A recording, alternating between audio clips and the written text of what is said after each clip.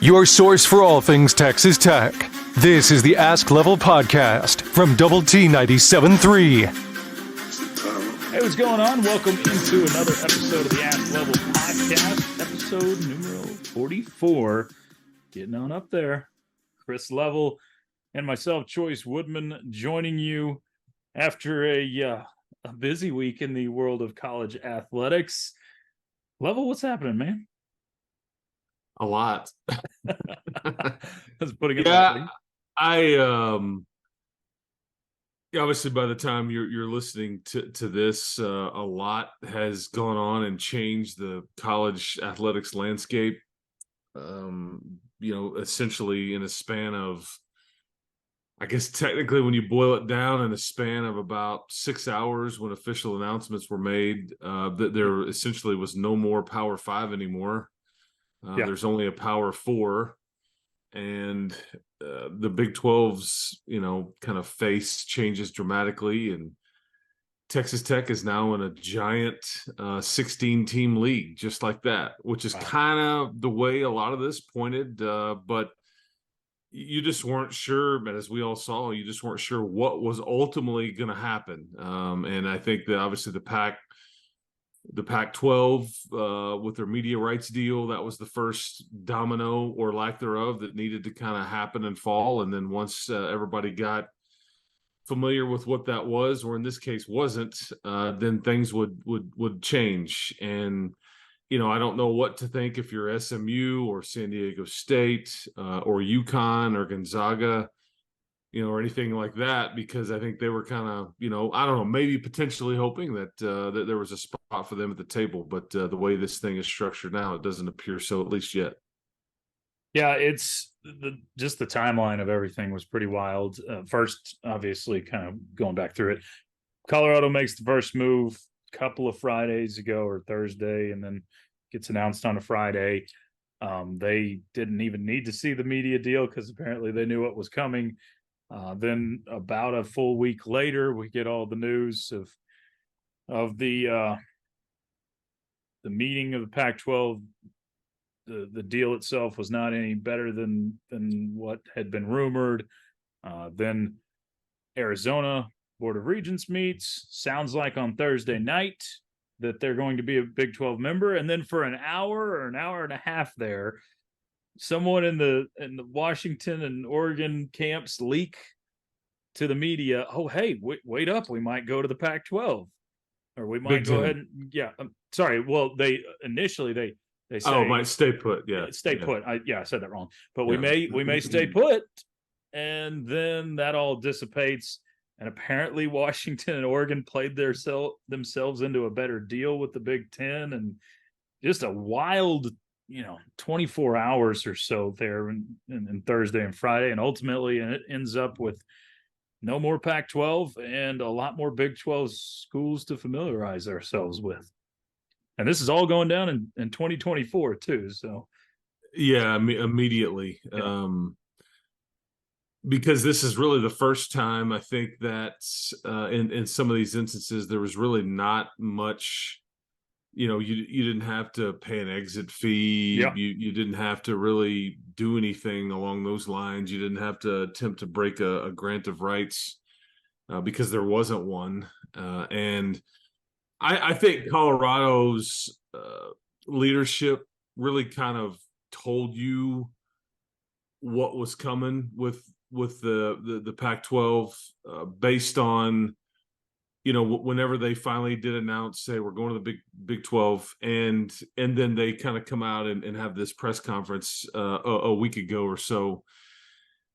And I think there was a lot of, we want to be on ESPN and Fox. It is important for our brand and to grow our institution, with linear television. And I think they were kind of telling you what the case was for the Pac-12, but until we knew, we just didn't ultimately know. And it turns out, basically every bit of what the Pac-12's deal was streaming and on Apple and, incentive based, and just kind of, they have fumbled this for years. I think their leadership, multiple different leaders, and I think some of their the folks that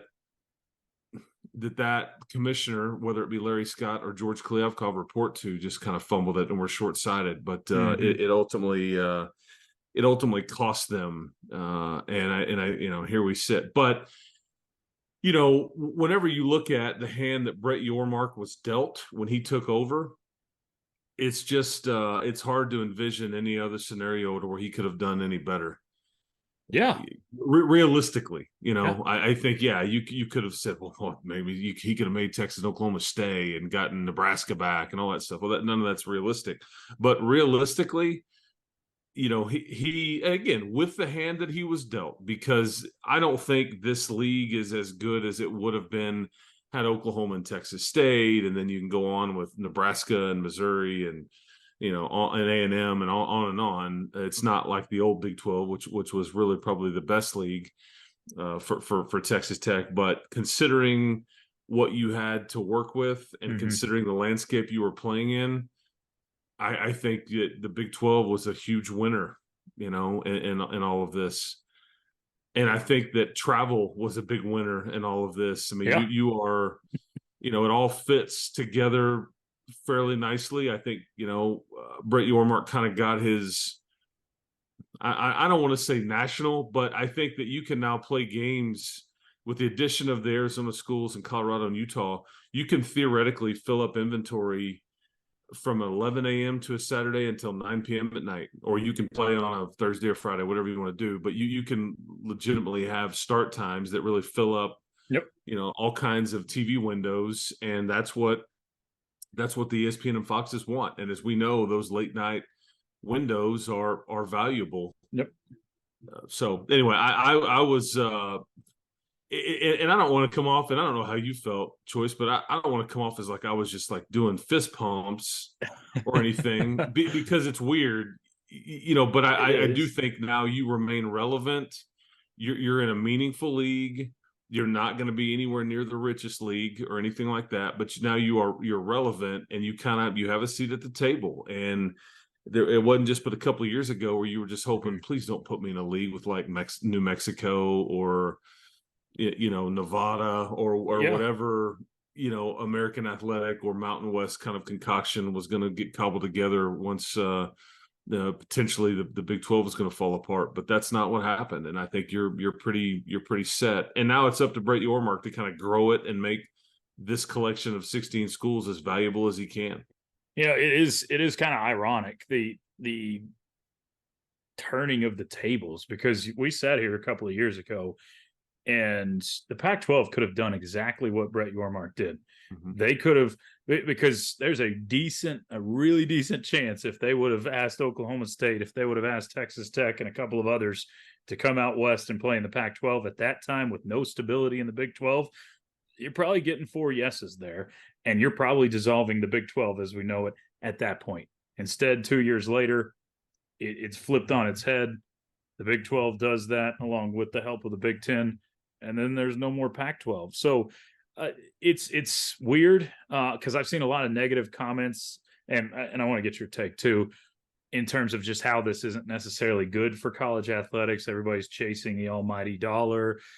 We're seeing these rivalries go away, but I guess I've been kind of desensitized to it because this has been going on for more than 10 years now, where it is all about money.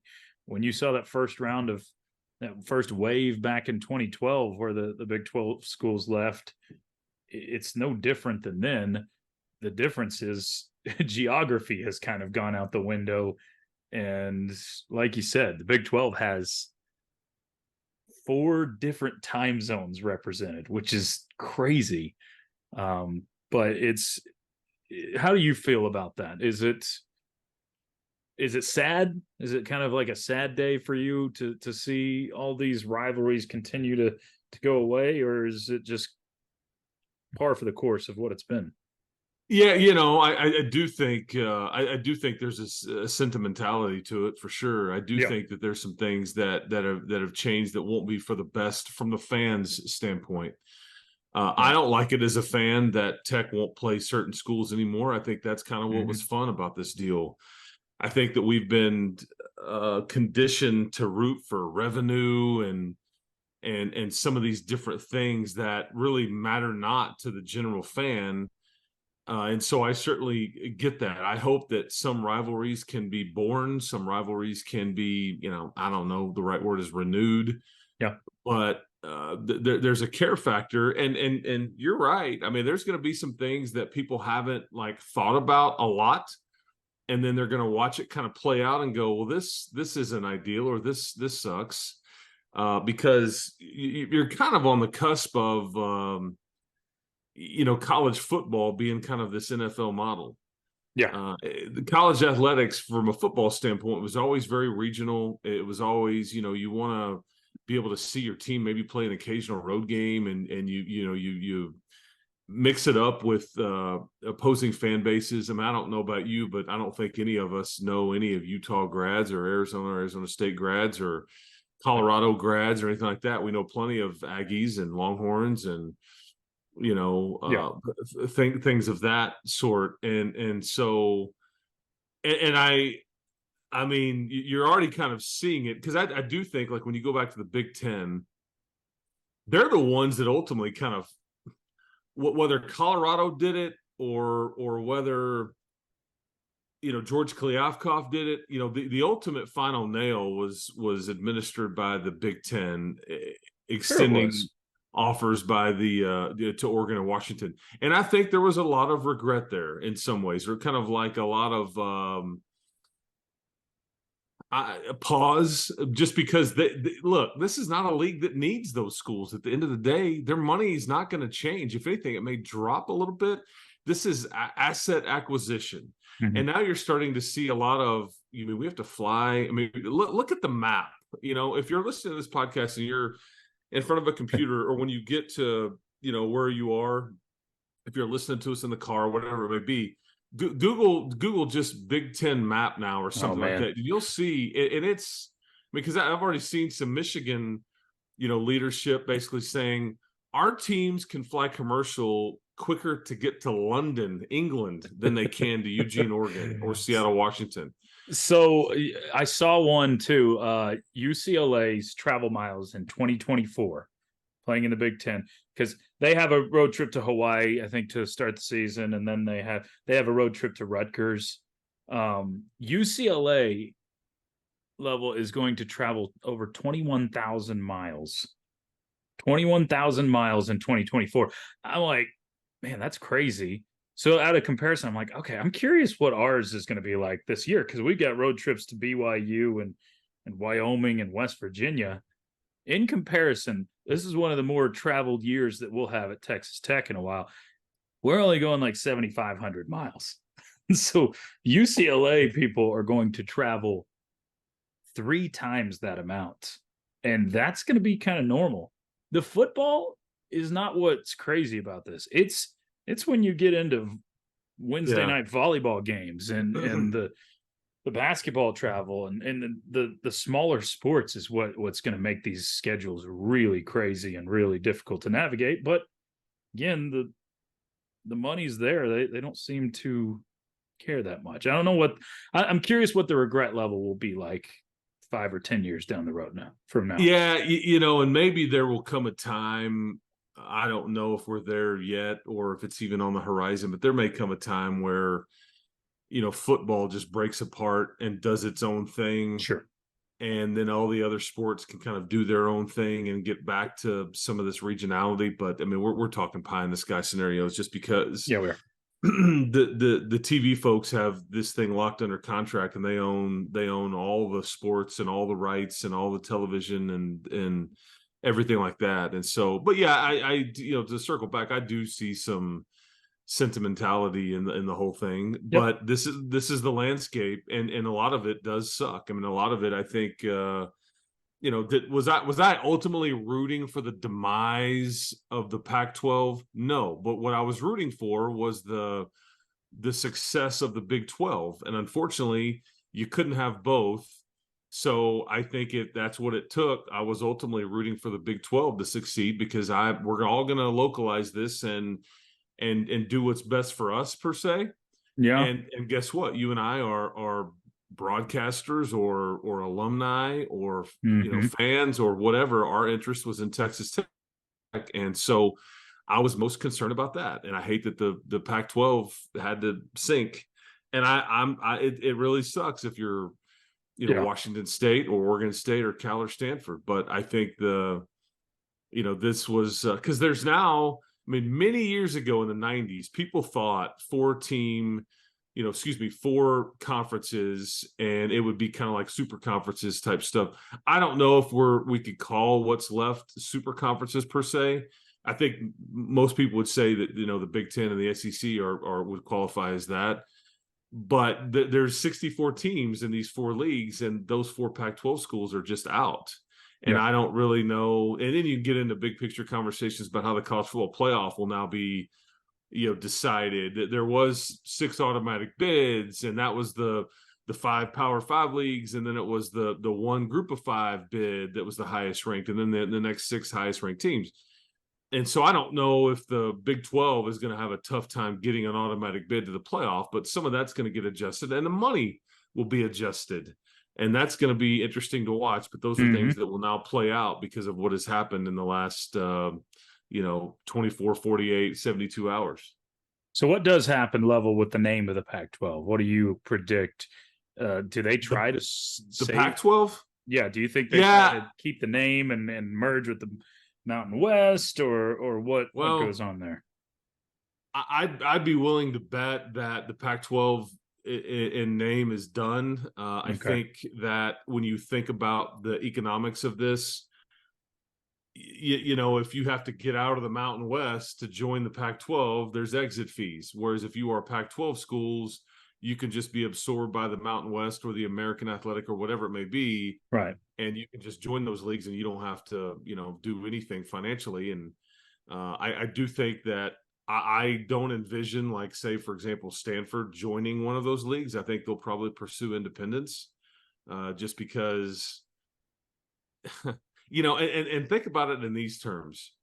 You went from not knowing, look, we knew the Big 12 was going to be okay. Maybe it wasn't going to be as okay as it is now on paper, but you knew who you were going to play in football next year for the most part, all the things. If you're Washington State or Oregon State or Cal or Stanford, you literally have no idea It's true. who any of your programs have on their schedule next summer. I mean, you don't know what your budget for your athletic department is going to be. You don't know anything. And so I'm guessing that some of that stuff will have to play because they have no choice. It's got to play out rather quickly. And what does that look like? I don't really know, but I don't envision any sort of Pac-12, still being alive. And it's things like the Rose Bowl, which I did appreciate as a kid, the granddaddy of them all and all that. Well, that is gone now. That is not. I guess last year was the last time that you'll ever see kind of the Big Ten Pac-12 champ kind of ultimately do its thing. So who gets the Rose Bowl? Well, I go to the Big 12. I'm sure it's just going to become a part of whatever college football playoff, host on a permanent basis. But as far as the actual bowl game, I mean, heck, man, Woodman, think about it. I don't know now who the Big 12 has tie-ins with bowl games anymore because a lot of those were filtered through the Pac-12 conference. So are other leagues. So a lot has changed. A lot still needs to be figured out. And it's just kind of wild to process. But there's going to be a lot of different things. And we're only talking about really the football aspect. But the big winners here in the whole deal were, like, for Big 12 fans, was the league being sustainable. You're absolutely sustainable now. Yeah. And I think the basketball component actually got better. Crazy to even think it could get better, but it did. Absolutely it did. And so I think those are the kind of the big winners if you want to, quote unquote, localize it. So, okay, a couple more on this, and then we'll look at Tech football for a moment before we wrap up. There's been reports that Stanford and some of the others have reached out to the Big 12 for talks with Brett Yormark and that sort of thing. There can't be any expectation that anything will come of that, right? I think there was there was a report out that I think that there's a major shift happening Mm-hmm. I would pay attention to Florida State in the coming weeks. Right. I think I would pay attention to what's going on with these Pac-12 schools. I'm still not ready to put to bed the Gonzaga, the UConn scenarios for basketball only. Okay. I think there's even some suggestion that Yormark has been cleared to even still expand if it made sense. But I think everybody may hit a semi-pause, I think, right now, because I don't know if there's anything out there left for you to add of true value.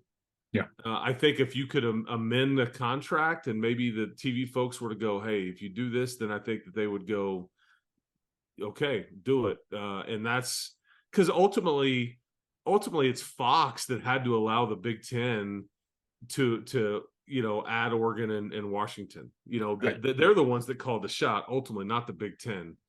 I think the Big Ten had just heard for a year, there's no money, there's no extra money. The SEC has heard, hey, we're just going to play 8 conference games because ESPN, we don't want to pay you for a 9th league game and that extra inventory. So the SEC was like, well, if you're not going to pay us for it, then we're not going to do it.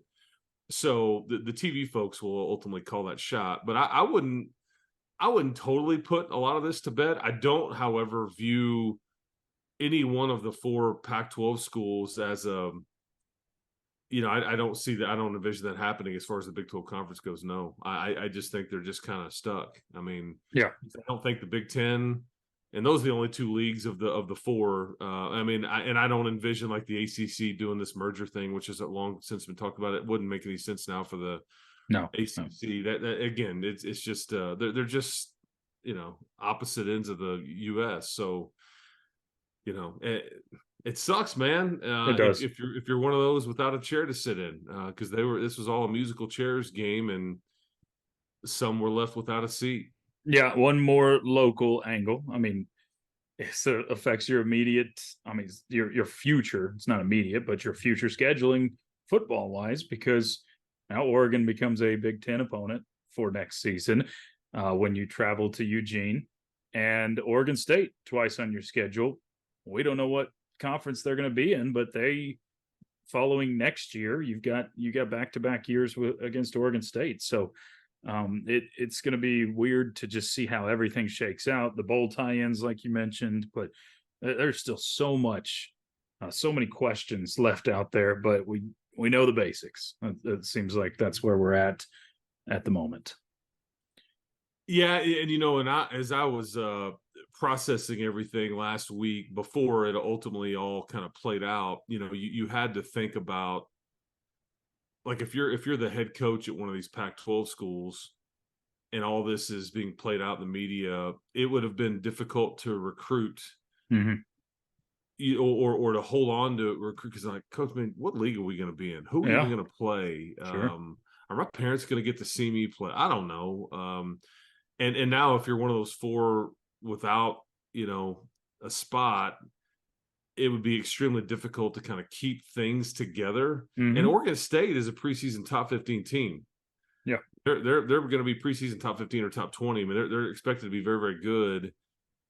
And I don't know. It's just, there's so many trickle down effects that, it just depends on how you look at it. And we were just kind of looking at it from a conference standpoint in the big picture.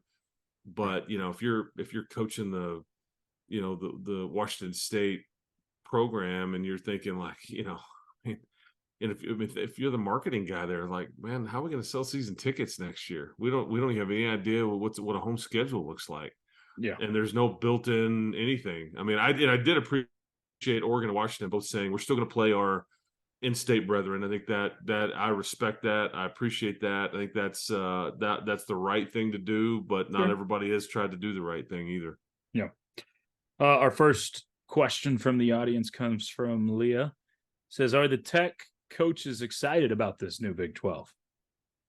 Yeah, I think so. I think it depends on what sport, if you really want to get, big time excitement or whatever. But I think they're going to come at it from the standpoint of, well, our league is now solid. Yeah. We're not, I'm not having to deal with some of these issues that maybe we were just sitting there talking about with some of these other coaches are having to deal with, whatever, regardless of sport. And I think that again, how does it affect us or you or whatever? And I think that nobody was wanting to sign up for lengthy road trips, especially if you're coaching one of these Olympic sports. And the travel and just the dynamics would have just made the job ultimately a bit more difficult. And I think they've largely avoided a lot of that, because if you look at the Big 12 map, I mean, Texas Tech and TCU and Baylor and Oklahoma State are really just right in the dead center of the league. And Yep. there's going to be still a trip to Morgantown or Cincinnati or Central Florida or, one of the Utahs, but these are palatable. These are 2 or 3 hour flights at the most. And you're not going to have to do that, regularly, like an Right. every trip occurrence, like Washington. I mean, like West Virginia, they've complained about that privately or publicly for 10 years, because every trip they were taking was a long trip. I mean, Lubbock was one of the shorter ones for them, depending Yeah. on where they were going. And so I think that you'll hear a lot of positivity from a lot of the coaches, and it ultimately it means their budgets are going to be fine. They're not going to have to cut what they do, how they travel, how they're recruiting, but all those kinds of things. So because you all look at it from how it affects you personally, and I would say that I think you'll see a lot of thumbs up from the folks on campus at Tech. I got a few more questions. We'll get to those in a moment. Did want to talk because overshadowed by all of this realignment stuff. Fall camp started up for everybody on Friday. Coaches met with the local media on Thursday. Is there anything that stood out from media days, players, coaches wise? Anything Coach McGuire said that stood out to you?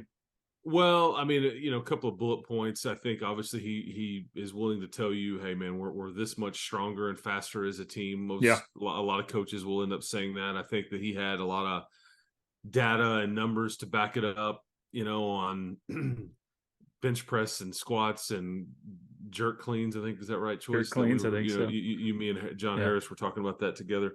GPS times too, with the speed. Yes, GPS times, which is data. I think the Bryce Ramirez news was not something I was necessarily expecting. I don't know exactly what that looks like, if he's just cleared for takeoff and just right there in the mix and can do everything else everybody can do. But either way, what an unbelievable story. Sure.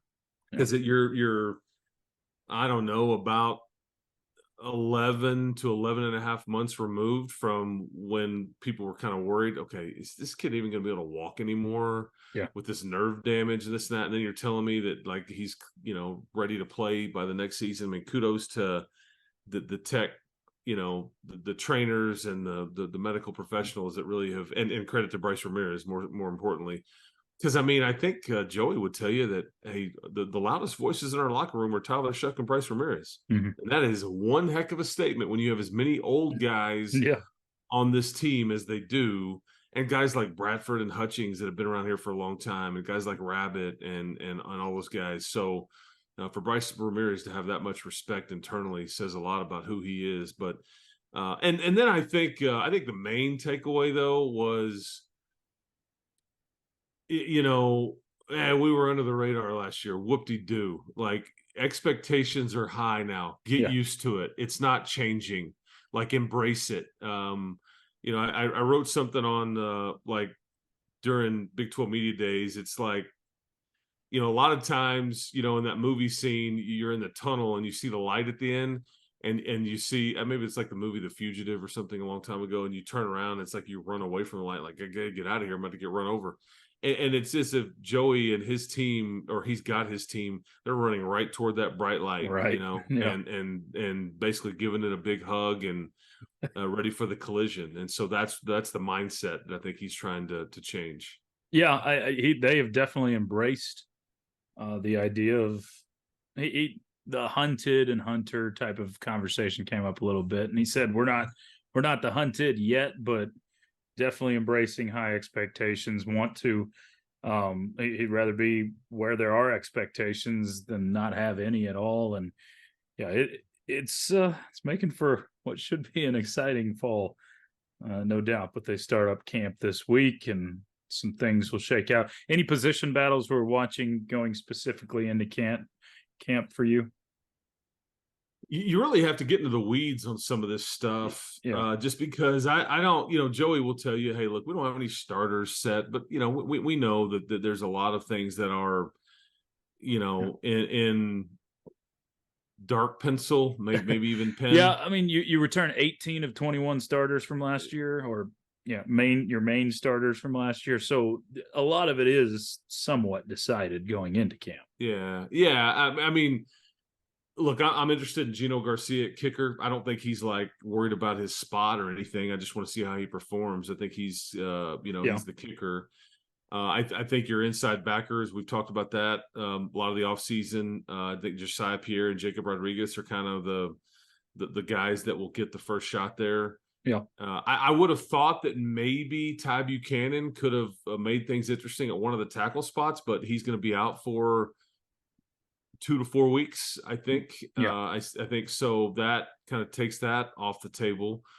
I mean, I think you're trying to figure out, who else behind, say, Taj Brooks and Cameron Valdez can step up at running back and maybe get some carries.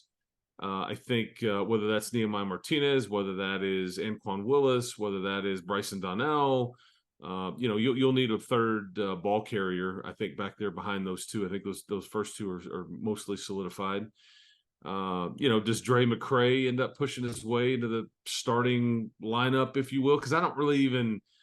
It's like I guess on paper, Loic, Jerron Bradley, and Miles Price are your 3 starting wide receivers. But I look at Dre McCray every bit of the starter as those guys are, based on what he can do that those other 3 can't. And so, you can talk yourself into a variety of different things, but these are really like depth conversations as much as like starters, which is really why I think people need to understand on paper, you're pretty good. You don't have a lot of questions when you're trying to figure out like who's your third running back, who's going to be one of your top backup DBs, or who is behind, Jacob Rodriguez and Josiah Pierre at inside backer, who, and I would say that, offensive line depth just in general, I think that is worth watching, but these are not anything that's going to like decide whether you win a game or not necessarily. But we'll all watch it, but I've never really had a year like this. This is a bit different than what we're used to. It definitely feels different heading into it. A couple more questions from the audience. This one was a leftover one from last week from Matt. We didn't get to it. Who needs to be the best newcomer for the football team? Not who will be or who is or who needs to be. Yeah, I think one of the things that Joey really hit on when camp opened up was he really spoke about how important it is to be, better and really good if you want to win at a high level, like win the league or even go further, is how good you need to be in the trenches. Mm-hmm. And so I think that's either Rusty Stats or Steve Linton. Yeah. They are newcomers. They are, I think, have all, received heavy praise, and I think rightfully so. I think, and so those two, and I guess I would say, if you really want to pin me down, I would probably say Steve Linton needs to be. I mean, you need, because if look, at the end of the day, Rusty, if he's solid, you're going to be fine. But I don't know if like getting to where you want to go, you can get there if somebody like Linton, which again, maybe somebody else fills that role, but he needs to not just be solid. He needs to be, I think you've seen Coach Blanchard and Coach McGuire, they talk about him as like a draft pick, a high-end draft pick kind of, if they do what he thinks. And then I think I saw Dane Brugler of The Athletic, I think is who he still works for, or somebody, he's a well-respected draft analyst, and he had Steve Linton coming into this season as a top 10 edge guy, just in a positional ranking. And I think that tells you what a lot of people in and outside the building think about what he can do, but he's just got to go do it. Because if he ends the season with 5 sacks, I just don't know if you ultimately can achieve some of your goals. But if he ends the season with maybe 11 or 12 and he's disruptive, and then I think you could be cooking with gas there a little bit. You know what? This is an off the cuff question, but someone asked it on our show this week. Would you rather have Steve Linton 12 sacks or Tyler Shuck account for 40 touchdowns this year? Tyler Shuck, without a doubt. Yeah, that's right. You haven't had a Yeah. quarterback account for 40 touchdowns in quite some time. So Yeah, that one's easy. it means he's healthy the whole time. Well, but it also, but that's a really easy question to answer from the standpoint of, you could get 3 sacks and a loss, but if you're telling me 40 touchdowns, I mean that every time you score a touchdown, I mean, those are points, and so these are points on the scoreboard. A sack could just be, in the scheme of things, meaningless. It may not factor in to change the game, win you a game or whatever, but touchdowns do. And so I would say that, you know, it also, to your point, it suggests that Tyler Shuck would be healthy and productive all season long, which I'd like to see that. And I want to see Barron in camp as well. I think that he's gotten high praise, but I think we want to see a quarterback kind of get in a rhythm and get healthy and kind of, you know, maneuver his way through a season. Last question, we'll wrap. Scott asks, will the conference, the Big 12, have a name change? I think it's very possible. I don't know. I think that Brett Yormark will consult. I think that that's probably already, a lot of that has gone on. I don't know if it's ultimately a name change, but if it is, it could be completely rebranding. You know, of what you are based on, because I think this group of 16 would like to kind of grow old together. You're certainly going to be in you know, in the same league for the next 5 years with this current media deal that you're in. And I don't know if there's an option here for year 6 or whatever, but I do think it's possible. I mean, it's kind of funny that the Big 12 will have 16, the Big 10 will have 18. You know, it was probably smart of the ACC and the SEC back in the day just to kind of go with a direction or kind of a geographic word. Which can't really do that in the Big 12 either right now. No, you can't. You know, unless and if you changed it, I don't know. I don't think you want to do the Big 16. Maybe that's what they would do. I don't really know what you would do, but I wouldn't be surprised if there was a, you know, and folks that are smarter than Brett Yormark will tell him, you know, they'll attach a value to that. If you rebrand, if you change the name, it could potentially be worth more money to you in that sense. And if that's the case, and guess what? He's gonna change the name. Yeah, that's right. No doubt. Level, we've already run out of time, and football season is here. It's been a wild one. We'll do it again. Okay. Yeah, and if you change the name, man, we'll get a lot of logos and a lot of shirts and fields and courts. True. It would be costly to change it too, at least your logo. And, but that, you know, we shall see. But man, enjoyed it. We are back in August, and we'll be rolling, I guess, from here on out. So yes, sir. Keep hope alive, everybody. Absolutely. That's Chris Level. I'm Chois Woodman. Been tuned into the Ask Level podcast, brought to you by Double T 97.3. You've been listening to the Ask Level podcast, powered by Double T 97.3.